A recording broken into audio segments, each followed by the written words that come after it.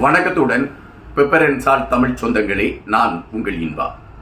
நெடுங்காலமாக பேசப்பட்டு கொண்டிருந்த ஒரு விடயம், விஜய் அவர்கள் கட்சி தொடங்கி தமிழக அரசியல் களத்தில் அவர் வேட்பாளராக போட்டியிடக்கூடிய ஒரு சூழல் ஏற்படும் என்கின்ற விடயம் பரபரப்பாக பல காலங்களாக பேசப்பட்டது. அப்படி பேசப்படுகின்ற சூழலெல்லாம் ரஜினி அவர்களுடைய அரசியலும் பரபரப்பாக பேசப்படும். ரஜினி அவர்கள் ஆண்டவன் கட்டளையிட்டால் நான் எப்பொழுது வருவேன் என்பது எனக்கு தெரியாது, ஆண்டவன் கட்டளையிட்டால் உடனடியாக நான் அரசியலுக்குள் குதிப்பேன் என்று அறிவித்தார். தமிழருவி போன்றவர்கள் ரஜினி அவர்களுடைய அரசியல் பிரவேசத்தை மையப்படுத்திய பல கருத்துக்களை எடுத்து வைத்தார்கள். கண்டிப்பாக ரஜினி அரசியலை நோக்கி முன்னேறுவார் என்கின்ற தகவல்கள் சொல்லப்பட்டது. ரஜினியோடு பயணித்தவர்கள், ரஜினி ரசிகர்களாக இருந்தவர்கள், நாம் தொண்டர்களாக மாறப்போகிறோம் என்கின்ற மகிழ்ச்சியில் அவர்கள் மிக சந்தோஷமாக இந்த செய்திகளை எல்லாம் அவர்கள் வெளியே கொண்டு வந்து கொண்டிருந்தார்கள். ஒரு கட்டத்தில் தமிழருவி மணியன் அவர்களை வெறுத்து போய் ரஜினி அவர்கள் கட்சி தொடங்குவதோ ரஜினி அவர்கள் அரசியலுக்கு வருவதோ என்பதோ நடைபெறாத ஒரு செயல் என்கின்ற ஒரு அடிப்படையில் மௌனம் சாதித்து விடுகிறார். இந்த சூழலில் சத்தமில்லாமல் விஜய் அவர்களுடைய மன்றம் தன்னுடைய செயல்பாடுகளை தீவிரப்படுத்திக் கொண்டே இருந்தது. முதலாக அவர்கள் உள்ளாட்சி தேர்தல்களில் போட்டியிட்டார்கள். உள்ளாட்சி தேர்தல்களில் போட்டியிட்டு பல வார்டுகளில் அவர்கள் வெற்றியை பெறக்கூடிய ஒரு களம் அமைந்தது. ஏறக்குறைய விஜயகாந்த் அவர்கள் முன்பு தன்னுடைய மன்றமாக இருக்கக்கூடிய அந்த தன்னுடைய மன்றத்தை அடிப்படையாக வைத்து அவரும் உள்ளாட்சி தேர்தலில் போட்டியிட்டு பல இடங்களை பிடித்தது அப்பொழுது பரபரப்பாக பேசப்பட்டது. ஏறக்குறைய விஜய் அவர்களுடைய மன்றமும் உள்ளாட்சி தேர்தல்களில் தங்களுடைய ஆளுமையை காட்டத் தொடங்கியது. ஆனால் இவைகளை பத்திரிகைகளோ ஊடகங்களோ முதன்மைப்படுத்தி எடுத்து வைப்பதற்கான ஒரு களத்தை அவர்கள் முதன்மைப்படுத்த முயலவில்லை என்பதை நாம் இங்கு முன்வைக்க வேண்டிய கருத்தாக இருக்கிறது. காரணம், விஜய் அவர்கள் அரசியல் களத்திற்கு வருவாரா என்கின்ற விடயத்தில் பல ஊடகங்களுக்கு அவநம்பிக்கைகள் இருந்தது என்பது மறுப்பதற்கு இல்லாத ஒரு செய்தி. இந்த சூழலில்தான் தூத்துக்குடியில் ஸ்டெர்லிங் ஆலையை எதிர்த்து போராட்டம் நடைபெறுகிறது. இந்த போராட்டத்தில் காவல்துறை அந்த மக்கள் மீது துப்பாக்கி சூடை நடத்துகின்றது. அதில் சுமார் 12 பேருக்கு மேற்பட்டவர்கள் மரணத்தை தழுவி விடுகிறார்கள். இந்த மரணம் தழுவப்பட்ட விடயம் பல அதிர்வலைகளை ஏற்படுத்தியது. பல அரசியல் கட்சிகளை சார்ந்தவர்கள் ஆறுதல் சொல்வதற்காக தூத்துக்குடிக்கு சென்றார்கள், ஆறுதலும் சொன்னார்கள்.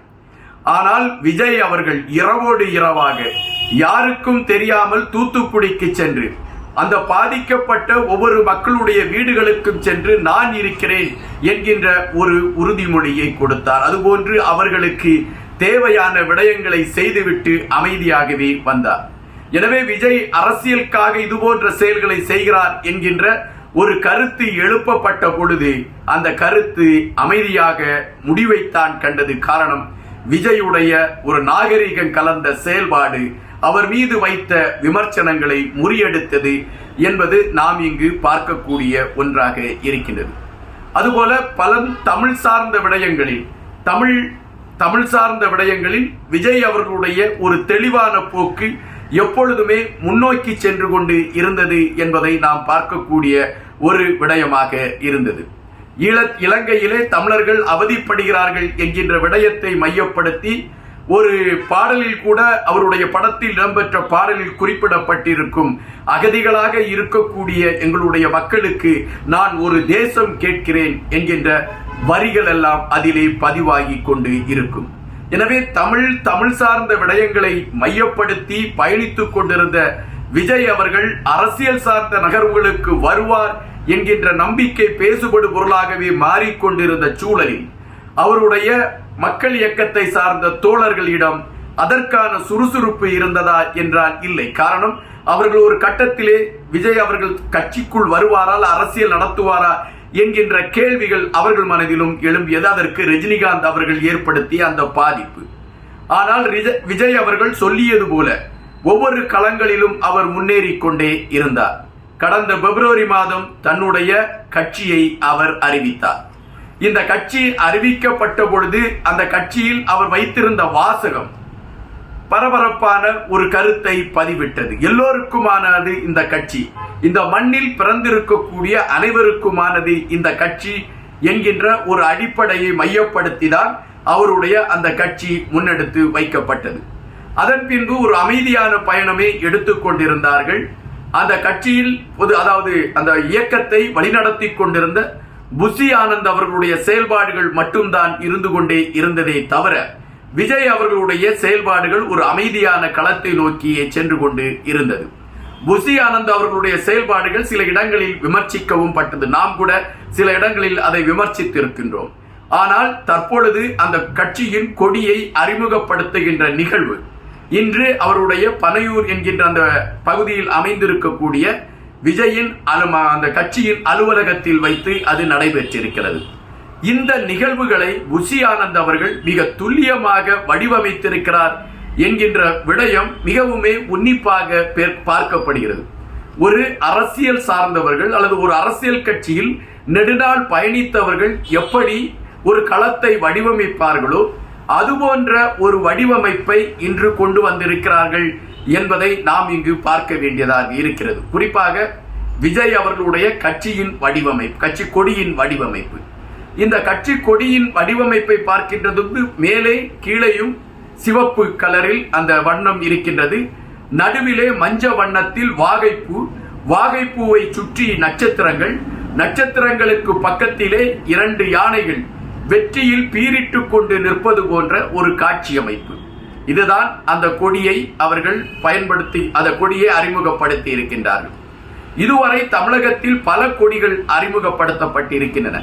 ஆனால் ஒவ்வொரு அந்த கொடிகளிலுமே அவர்களுடைய கட்சியை சார்ந்தவர்களுடைய படங்கள் இருக்கும், அல்லது ஒரு நிலா இருக்கும், நட்சத்திரங்கள் இருக்கும் போன்ற பல விடயங்கள் இருக்கும் ஒவ்வொரு கட்சி கொடியில்.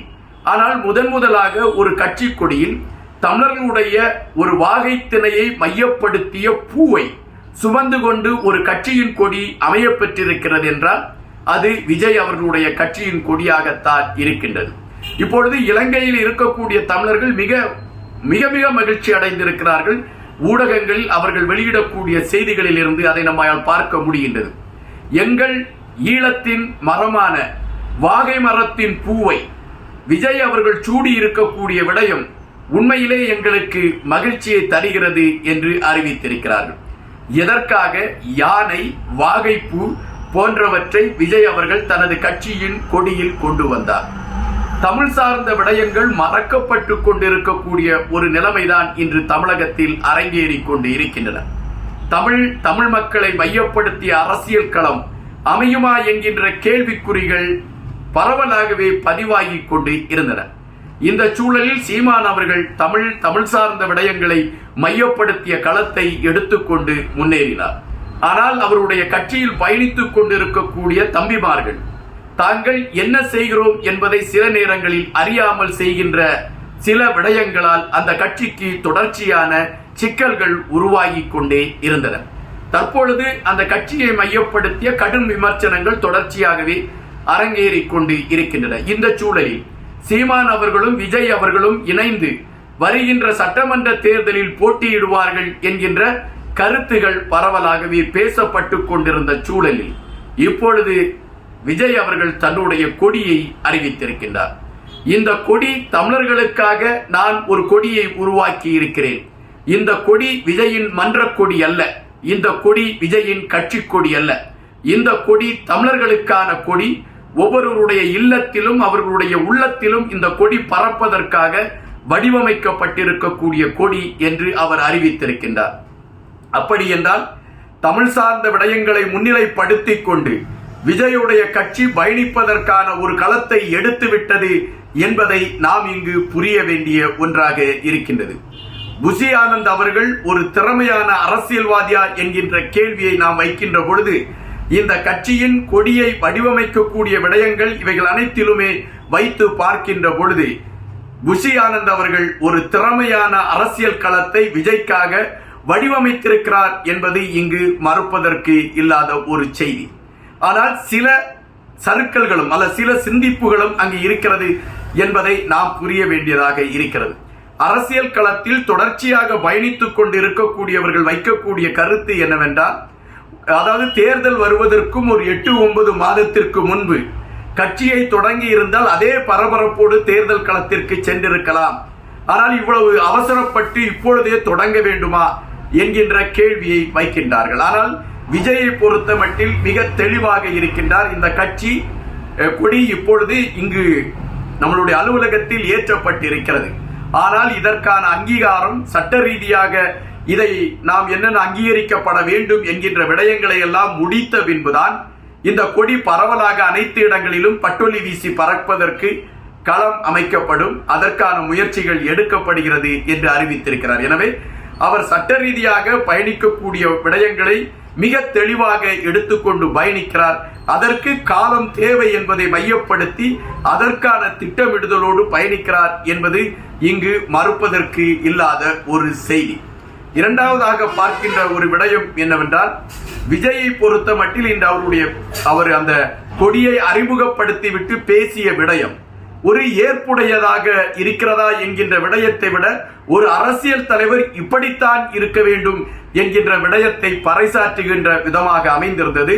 குறிப்பாக நீங்கள் எல்லோருடன் தோழமையாக பழகுங்கள், யாரிடமும் பகைமை பாராட்டாதீர்கள், அனைவருக்குமே நீங்கள் நண்பர்களாக இருங்கள் என்று ஒரு அரசியல்வாதி என்கின்ற அடையாளத்தை தாண்டிவிட்டு ஒரு மனிதநேயத்தோடு விஜய் எடுத்து வைத்த இந்த கருத்து அவருடைய முதற் வெற்றியாக பார்க்கப்படுகின்றது. எப்பொழுதுமே இந்து புராணத்தில் முதற் கடவுள் என்று பிள்ளையாரை சொல்வார்கள்.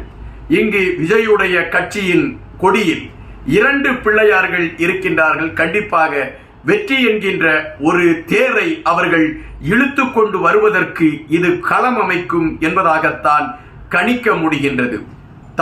தமிழ் சார்ந்த விடயங்களை மையப்படுத்தி கொண்டு விஜயின் கட்சி பயணிக்கக்கூடிய பட்சத்தில் தமிழகத்தில் ஒரு புரட்சி பாதையை அது உருவாக்கும் என்பதில் மாற்று கருத்தில்லை. இளைஞர்கள் கையில்தான் இந்த நாட்டின் ஜனநாயகம் ஒளிந்திருக்கிறது என்று பல தலைவர்கள் தேடிக்கொண்டு இருக்கிறார்கள். இப்பொழுது விஜயின் பின்னால் பல இளைஞர்கள் இருக்கின்றார்கள். அவர்களை விஜய் வழிநடத்தி தமிழ் சார்ந்த விடயத்திற்கு ஒரு விடிவை கொண்டு வருவார் என்பதைத்தான் இப்பொழுது நமக்கு உருவாகி இருக்கக்கூடிய களம் சொல்கின்றது. விஜய் தமிழன் என்கின்ற அடையாளத்தோடு கொடியை ஏற்றியிருக்கிறார். வெற்றி என்கின்ற ஒரு பதக்கத்தை தமிழர்கள் வழங்குவார்கள் என்கின்ற விடயம்தான் இப்பொழுது முன்வந்து நிற்கிறது. நன்றியுடன் இன்பா.